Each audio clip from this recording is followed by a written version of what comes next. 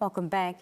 The Ministry of Education is at a pivotal moment in shaping the future of Namibia's education sector. This evening we speak with the Executive Director, Sanet Steenkamp, to discuss the objectives and outcomes of the ongoing 5-day workshop taking place in Swakopmund, which focuses on finalizing the Ministerial Strategic Plan 2025 to 2026 and 2029 to 2030. Now, this plan aims to address pressing challenges such as infrastructure gaps, teacher training and inclusivity while aligning with Namibia's Vision 2030. Madam Steenkamp, good evening and thank you so much for joining us here on the Daily Roundup. Thank you so much, Nina, for having me, and wonderful good evening as well to our viewers. To start with, Madam Steenkamp, speak to us about the key objectives of this 5-day workshop in Swakopmund and how they align with the ministry's broader goals. So basically we have got 3 objectives. The 1 day and a half we only spent on the review of the ministerial annual plan. We've invited all 14 regional directors, deputy directors, as well as chief planners. And from tomorrow, for the next 2 days, we will look at the extended strategic plan and finalize our draft plan, as you stated, until 2030-31. And that should guide us for the next 6 years.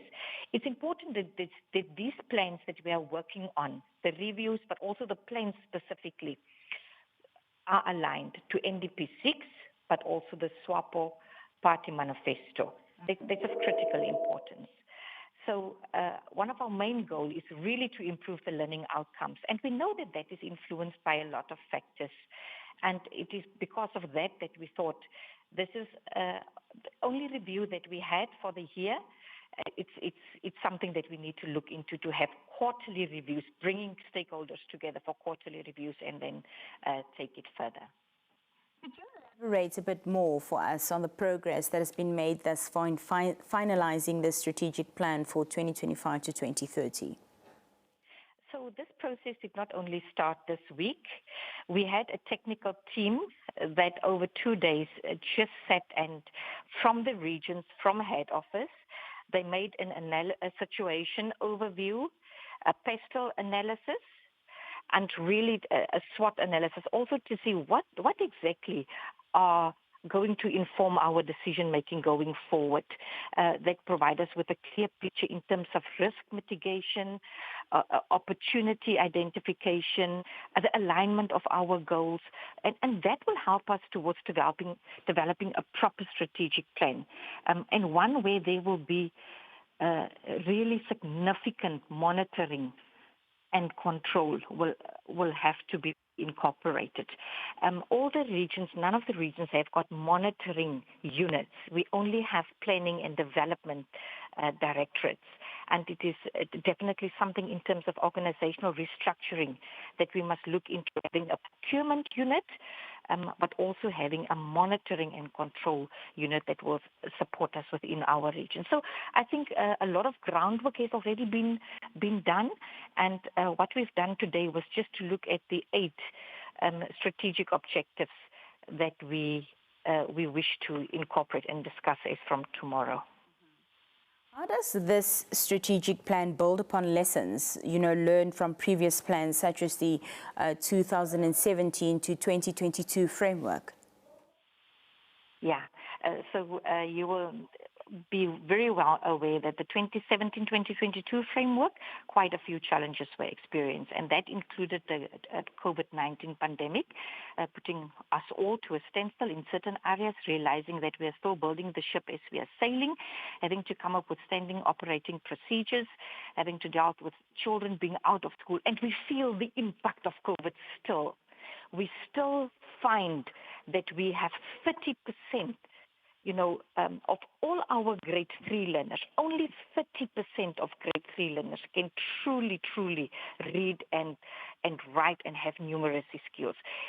That is a huge concern to us. So you look at the cohorts that come in, you look at the repetition rate of grade 4, of grade 8, and these were all affected by COVID and the lack of classes that our children attended. So our focus now has to be what intervention strategies are we coming up to improve literacy and numeracy? How are we going to handle what research will show us? Because we've also conducted research to find out where exactly is the problem. What external social, economic, environmental, or political factors played a role with education in the past few years. And we have now realized more than ever before that one must always have a contingency plan in case plan A does not work out. And then, of course, this is different from the fact that we had our conference on education and that we have an implementation project charter that was approved by Cabinet, and where dedicated funding will have to be allocated and assigned to the Ministry of Education, Arts and Culture to come up with our 10 levers of change, which we already did. It has been approved, but really for the implementation sake. And over the past 2 years, we've seen that instead of receiving, for example, from Treasury $1 billion towards what should be executed in a year's time, we have received more than 300,000 per annum. So for the past 2 years, we've only received in terms of resources a certain amount, and we could only implement also only 8% of that which we envisaged to implement. So that is where we are at the moment. Yeah.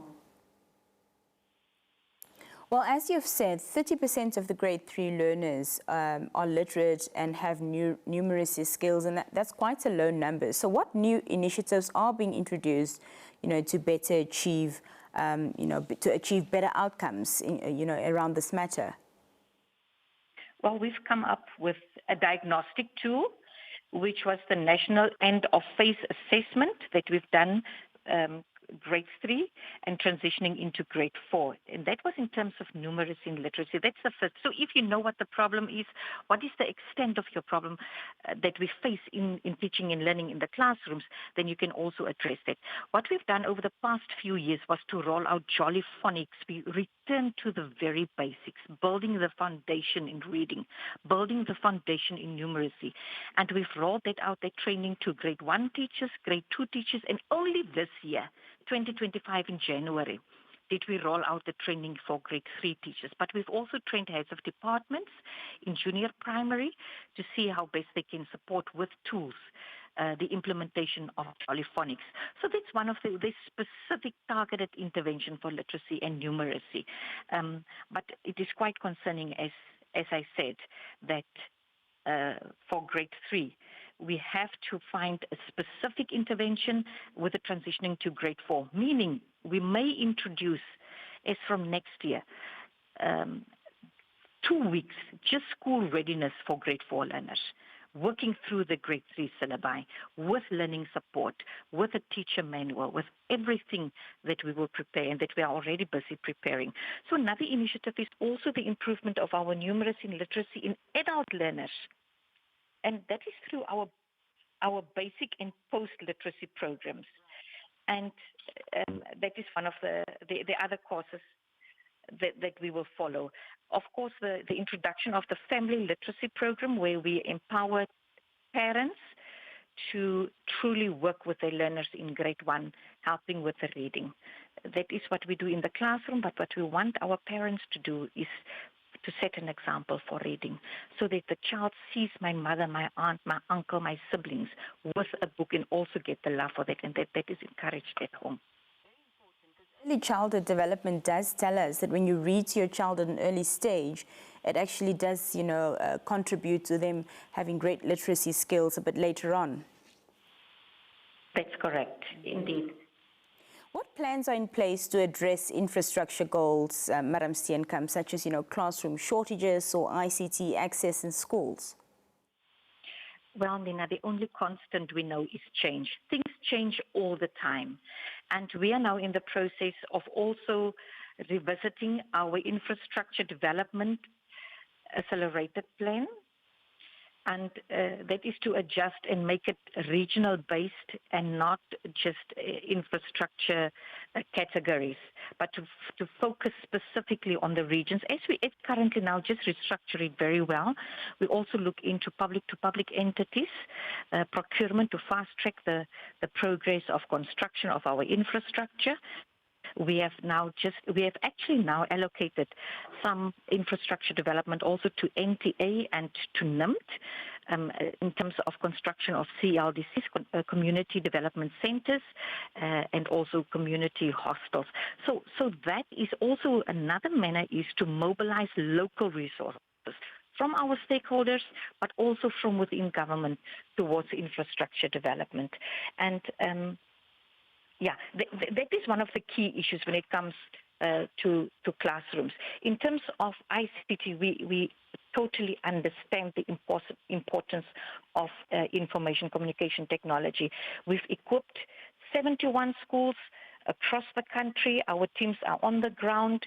We have 38 of those schools specifically receiving smart interactive screens, and we have included devices with 40 computer labs, 3 per region, that we started off now. So we are busy rolling out the ICT. We are busy rolling out the devices for our schools. Thank you. Well, just lastly, Madam Steenkamp, we are unfortunately out of time. Just briefly, can you tell us how teacher training and professional development is being prioritized to improve educational quality? Well, teacher training and professional development, first and foremost, we have it as one of our 10 levers of change, the investment in continuous professional teacher development, and that is being done at a school-based, but also at circuit and regional level-based. There's also, of course, the training of teachers, not just in the subject content, for which we've set aside funding, but also we've just trained 212 teachers also on the examiner's report and other school-based assessments for certain practical subjects. So depending on the subject content and the practical subject and pre-vocational subjects, there's continuous training, and it's just that it's going slow because it has to be cascaded within our regions. But it is a huge priority. It will also resort to the continuous professional development of a policy that we are working towards. And then, of course, we have got the Teachers Professional Bill that we are wish to, in the first quarter of 2025, table for further discussions. Madam Sanet Steenkamp, we do appreciate your time. Thank you so much for joining us this evening. Thank you very much for having me. When we come back, our conversations here on The Daily do continue. Stay with us.